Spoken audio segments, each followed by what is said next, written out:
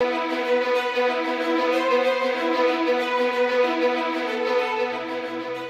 Greg Nelson, and I live in Hidden Hills, a subdivision located 10 miles from the nearest fire station.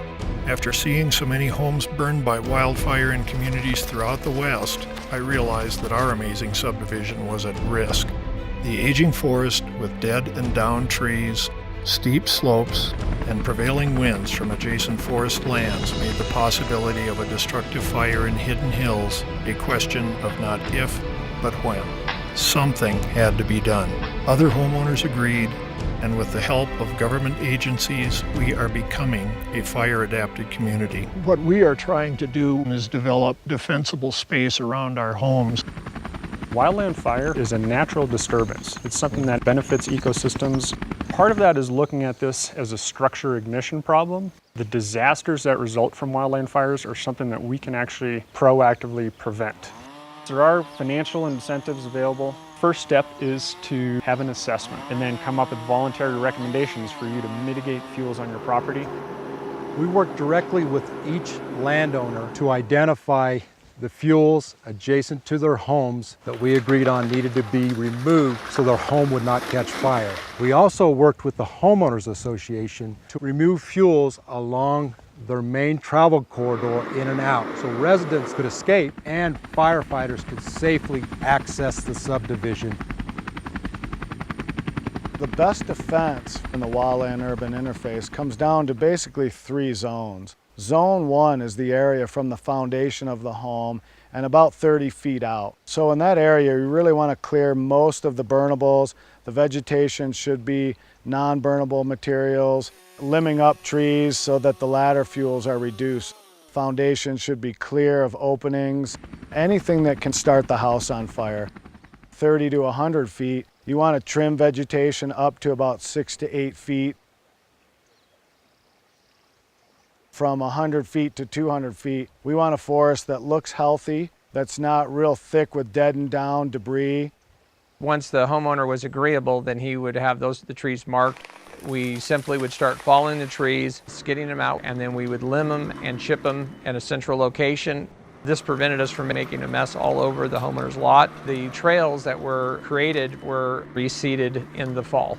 House number 1, everybody was very, very nervous. Once they saw the process, everything was removed and saw how simple and quick we were in and out. The lot still looked good.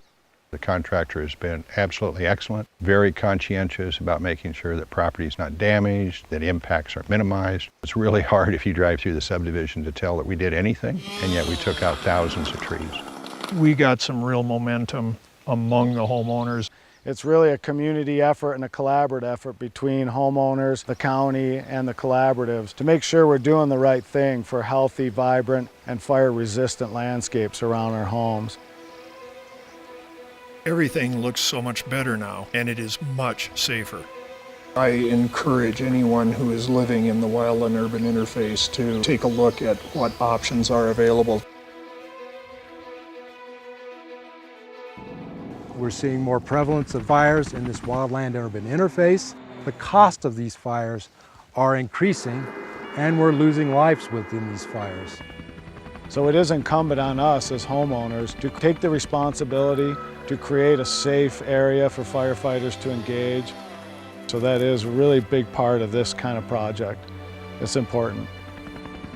The biggest catastrophe would be if someone were to lose their life out here defending one of our homes. A lot of people began to appreciate the values that we were trying to protect. We also need to strike a balance between a safe and healthy forest as well as one that's private and suits the needs of the homeowner.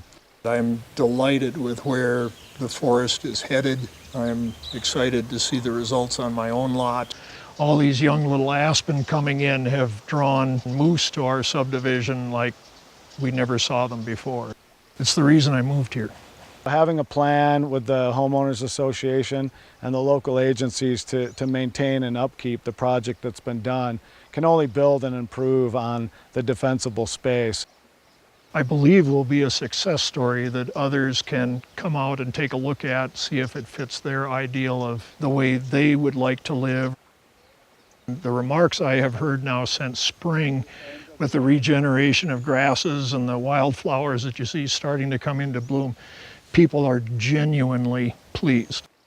Communities in the wild and urban interface can protect lives and save structures.